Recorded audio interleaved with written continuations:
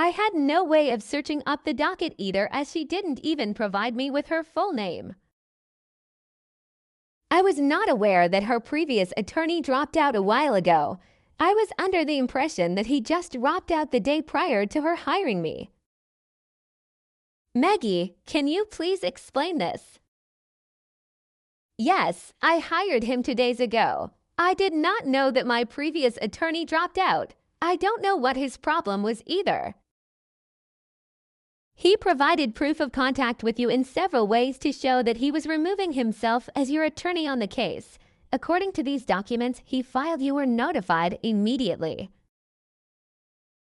He's lying, Your Honor. He didn't tell me anything. Okay, I see where this is going. Attorney, thank you for your time. You're excused from this case. Please follow the necessary paperwork for me to sign off. I paid you. This is so ridiculous. Your Honor, I paid him. I pay for his services. Your Honor, I have no problem refunding her the entirety of her retainer fee. It wasn't a lot. I gave her a deal because I felt bad for her situation. That is entirely up to you. However, I strongly advise you document it and include it with whatever you submit to the courts for documentation. No problem. Thank you for your honor. Best of luck to you, Maggie. Mr. Ono leaves the courtroom. Maggie gives him a nasty look, makes a very dramatic point to turn away from him, and ignores him. So what am I supposed to do now? This is just a preliminary hearing. I suggest finding yourself a new attorney after today if this case continues.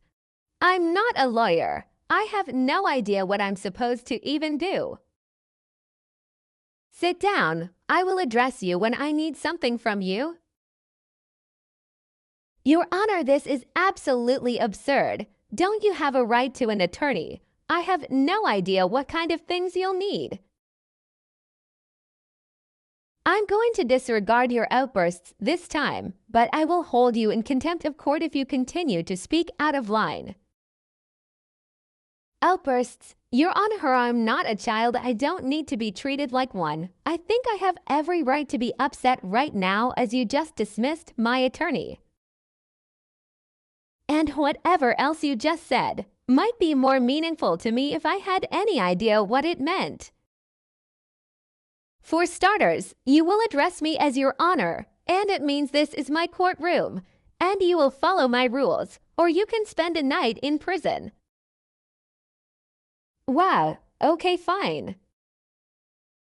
Excuse me. Sorry, I mean yes, Your Honor. Okay, good. Let's move on. Mr. Real Attorney, please explain what validity you have on your claims in your complaint.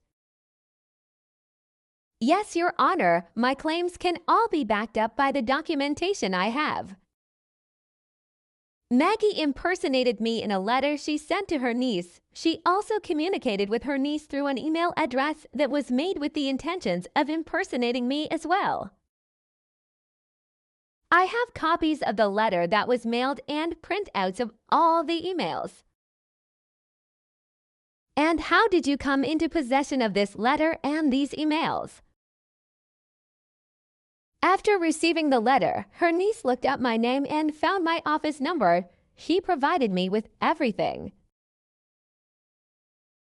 Is this the niece sitting next to you? Yes, Your Honor. Your Honor, I don't understand what my niece has to do with any of this, or why she is even here. She claims she isn't the one suing me, so either she is lying or he is. Did you send your niece this letter? I sent her a letter. I have no idea what letter you have. I also don't know why this attorney thinks he has the right to look at my Oravate letter I sent my niece. Well, I'll be honest, ma'am. From what I'm reading, I doubt any respectable attorney would ever write this, but I'll have the bailiff bring this to you so you can see it. Your Honor, I have never seen this letter before. I have no clue who would do this. It says it was sent on your behalf. That doesn't mean I wrote it. Okay, let's take a look at these emails. This email address is clearly trying to cause confusion on Mr. Real Attorney's business email. Mr. Attorney, is this your business email? No, it's not. My correct business email is on the business card I attached to that copy. Is it okay if I ask your witness some questions? Hi, Your Honor. I'm okay with that. Are you kidding right now, Kelly? Maggie, do not make me hold you in contempt right now. Hi, Kelly. Can you please explain your relationship to Maggie? Yes, she is my aunt, but we have not really spoken in a while. What makes you certain this was her doing? Your Honor, my aunt sent me multiple text messages regarding things in this letter. She also called me about it. The things mentioned in this letter are also almost identical to things she wrote about in a precious letter she sent me. Can you please explain the posts the letter is referring to? Yes, they are posts of me and my boyfriend with different song lyrics as the caption on a few different social media platforms. She took them very personal for some reason and thought I was attacking her, but nowhere on any of those posts is she mentioned or named in any way. At the time these were posted, I was already not in speaking terms with her and had no desire to talk to her. I understand. Just so you understand, you are no on trial here or anything. I'm just trying to understand the basis of this letter and who had motive to write it. Did she ever meet your boyfriend? Yes, one time during a family outing where she attempted to slim him her number. To your knowledge, have they ever spoken out views of this one family outing? Not to my knowledge. How? That's what you think. You will have your chance to talk. Do not interrupt her again. Not to my knowledge. He did tell me he threw the number out on the way out of the water park too. Understood. Thank you. Mr. Attorney, has Maggie ever approached you for legal services? Excuse me, why wouldn't you ask me that? She actually called my office and spoke to my paralegal, but from his notes he told her we couldn't help her with what she was needing.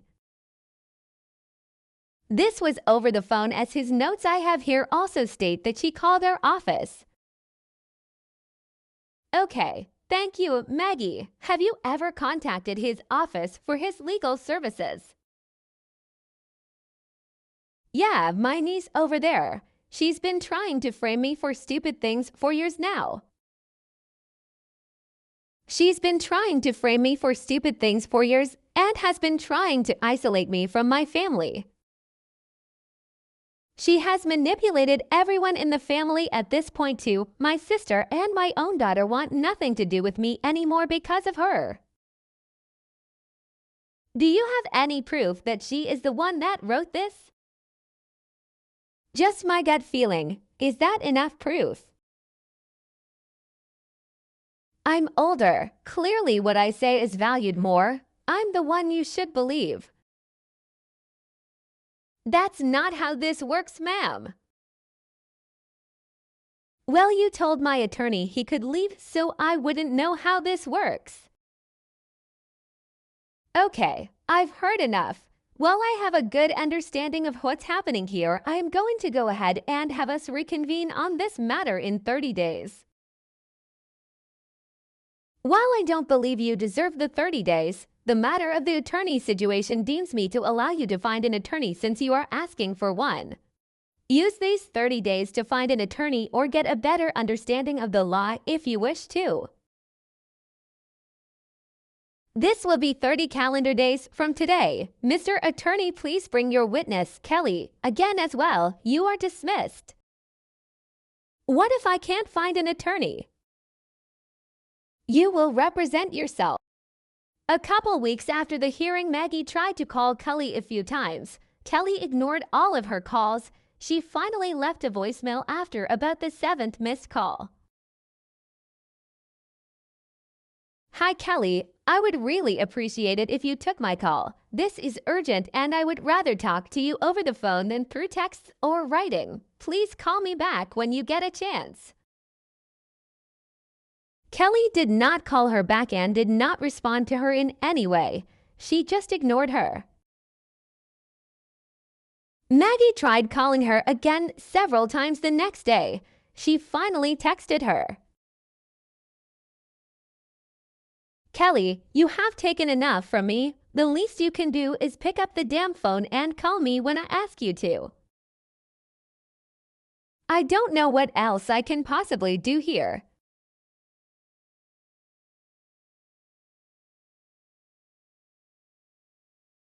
I really don't see a need for us to communicate or have any kind of conversation. The only reason I am responding is to ask you to just leave me alone. Wow, have a goddamn heart, Kelly. Do you think it was easy for me to come to you like this? Do you think it's easy for me to admit I need help to you? I'm reaching out to you because I need your help. Especially with all this stupid lawyer lawsuit bullshit you got me mixed up in. My daughter's birthday is coming up soon and I fucking miss her, okay?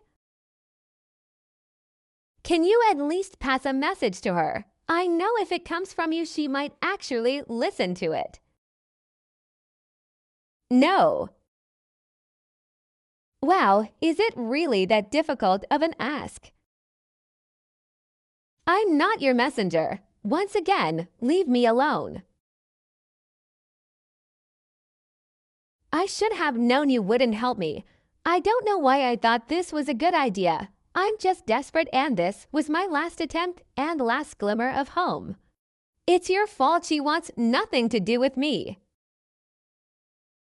Your own actions caused your disconnect with your daughter, not me. Don't even try and put that on me. This is your final warning. If you continue to message me and call me, I will file harassment charges. Of course you will. Whatever. I'll just leave you be forever, Kelly. Bye. But just so you know, it is your fault, and she will resent you one day for all of this. I'm sure it feels nice to have someone to make you feel like you're important, but at the end of the day, I am her mother. I am the one that raised her. Just tell her I love her so much and miss her, and I hope that she will call me so that we can try and work things out. A few days later, Maggie posted a very long Facebook post that circulated itself around the whole family. A lot of the post rambles and repeats itself, so this will be a slightly shorter summarized version, but you'll get the gist of it. Maggie's Facebook post. With my beautiful daughter's birthday approaching quickly, I just wanted to put this out there in hopes that it will get to her. Mommy loves you so much. I am so thankful to God that he chose me to be your mom and more importantly, that he chose you to be my daughter. I will never take for granted who you could have been. I want nothing more than for you to call me so that we can work things out. I have never missed one of your birthdays and really hope you will let me celebrate with you again this year. I hate that your head is filled with lies. While I sit here and reflect on everything that has happened over the last few months to a year, I realize that there is one common denominator in all of it. And that is all the same person. And that person is not me. I will not name this horrendous person. She doesn't deserve this satisfaction or recognition, but she knows exactly who she is.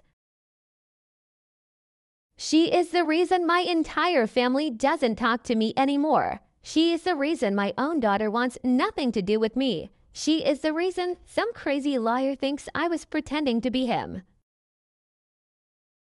My hope is that one day my family will come around and realize who the true evil one is here. And it's obviously not me. I know they will all come crying back to me one day, apologizing and wishing they didn't completely disown me.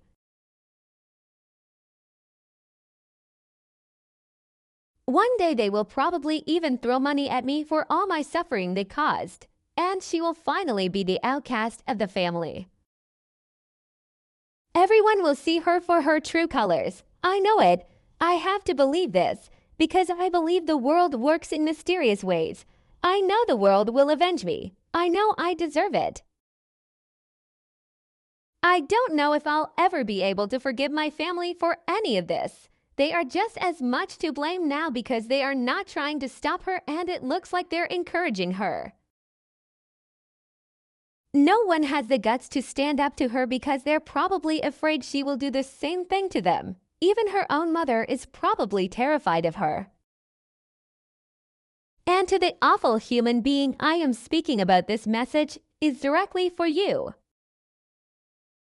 You will lose this stupid court case. You will lose everything. Karma is coming. The post circulated throughout the entire family and everyone was very confused by it. Most family members didn't even really know the extent of everything going on. Most reached out to Nicole and some reached out to Kelly after realizing who it was about. Most family members ended up opening up and sharing their own struggles they have been having with Maggie begging them for money or other things. Not a single family member agreed with Maggie or her post. Some were sympathetic to her situation, but offered to try and approach it in a way to help seek help for her. One family member said they tried to speak to Maggie directly, but that she cussed them out and told them everyone else needs help for believing Kelly. A few days before court, she posted another lengthy post on Facebook. I don't know how, but she has made things even worse for me. Maggie's second Facebook post. I need all the prayers I can get right now. I have a court case in a few days and I am being made out to be a liar. I still can't even believe this is real. The fact that the government can treat innocent people like this is terrible. I didn't do anything wrong and I'm being treated like a criminal. And to my so-called family members that I need help. You have all lost your fucking minds. You are all brainwashed by her. You guys are the ones that need professional help. But it's fine. You guys will never see me again. I have big plans, very big plans. They are finally going into motion too. I'm on to bigger and better things. Kurt Schmort. I don't even know if I still have to go. I don't even see the point. Good Facebook.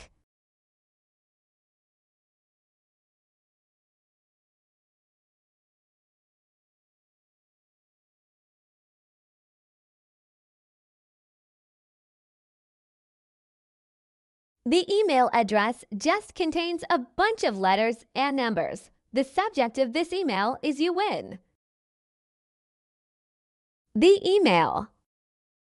Surrender me this, surrender me that. Today is the day I surrender to you and take my life back.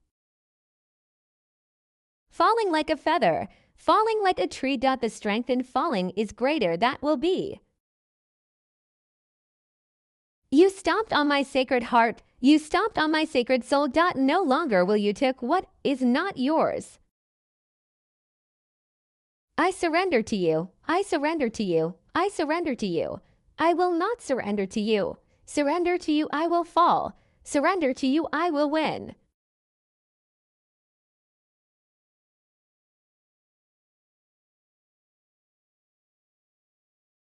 It was the most bizarre poem. and it was obvious she wrote it herself. After that, she didn't hear anything else up until the hearing. The hearing. Court is now in session. We are re-meeting on this case after 30 days. Maggie, the original reason for this being rescheduled was because you were going to seek new representation. Is this man next to you your attorney? Hi, Your Honor. Yeah, I am her attorney. I am Mr. New and terrified. Very well. I am not familiar with you yet. When did you get your bar license? Your Honor, I just passed a few weeks ago. This is my first case. Oh, well, welcome. I'll do my best to make this painless for you. I remember how nervous I was when I had my first case. Mr. Real Attorney leans over to Kelly and whispers something. Kelly, I feel really bad because this guy is so new. I really don't want to be too hard on him. I don't want to deter him from being a lawyer. Is there a problem? No, Your Honor, my apologies. Can I have a minute with my witness? Yes, 1 minute and no longer. They step outside quickly. Listen, I know you don't know a lot about me, but I'm very big on helping new attorneys make it. I know how hard it was for me and how I wish I had someone guiding me. I want your aunt to be accountable for her actions, but I also don't want him to feel like a complete failure for his first case.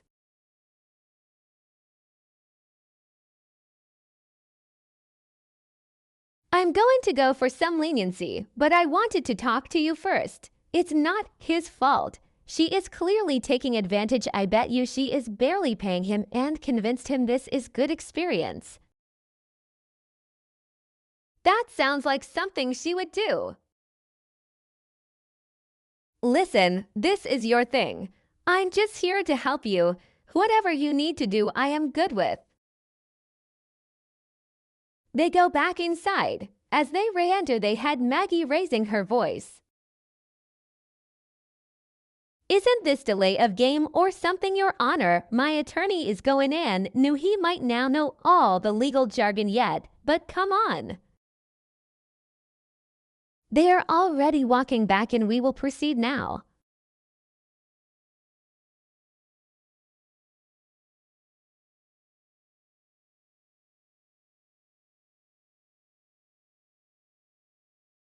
That's not how this works, Maggie. You have an attorney at your side now. New or not, he went to school for this and is licensed like any other attorney. He knows the proper protocols.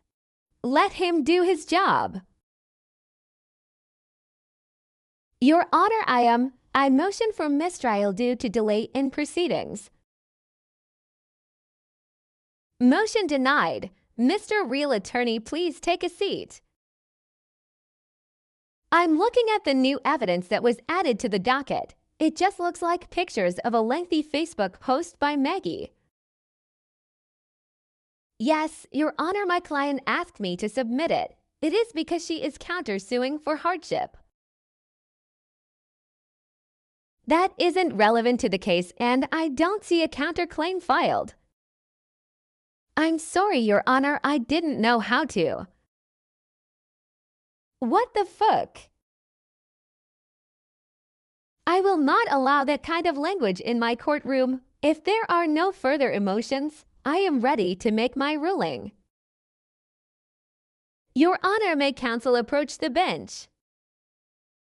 I'll allow it. Both attorneys approach the bench and have a quick and quiet discussion with the judge and then return. I am ready to make my ruling. In the case of Mr. Real Attorney versus Maggie, I found the defendant guilty of false personation on 2 counts. Your Honor, if I may say something before the ruling. Go ahead. I am asking for a lenient sentence. I believe with proper counsel, the defendant might have been requested to seek a mental health evaluation and that might have influenced the court's decision. However, I don't want to fault the opposing counsel, as he is new. That is an interesting argument to make, and while I don't see any basis for it and will not hold the defendant to any mental health checks, I will honor your request with a lenient sentence. False personation is equivalent to a third-degree felony with a max time of 5 years in prison and a max fine $5,000, taking into consideration the plaintiff's request. The defendant will serve 30 days in county prison with a $1,000 fine. Case is dismissed. The finale. Maggie had no choice. She had to serve her sentence. To Kelly's knowledge, she never paid her fine, and the attorney could have garnished her wages for it, but might have chosen not to. After court and after her sentence, no one heard from Maggie. She vanished from all social media. She sold her house and moved, and changed her phone number. She became a ghost to the family. No one knew where she went. She didn't even try to reach out to her own daughter anymore. Kelly graduated from college and is now in law school studying to become a lawyer. She didn't realize how much she enjoyed the nuances of court until this case. Mr. Real Attorney and her have kept in contact, and he has been helping her through school. Her and John didn't work out, but they are still friends. They joke about Maggie all the time still. A couple of family members think Maggie might have moved to a new country, but most of her family thinks she moved to another state and completely cut everyone off. No one has heard from her to this day. It has been about 4 years since the court case.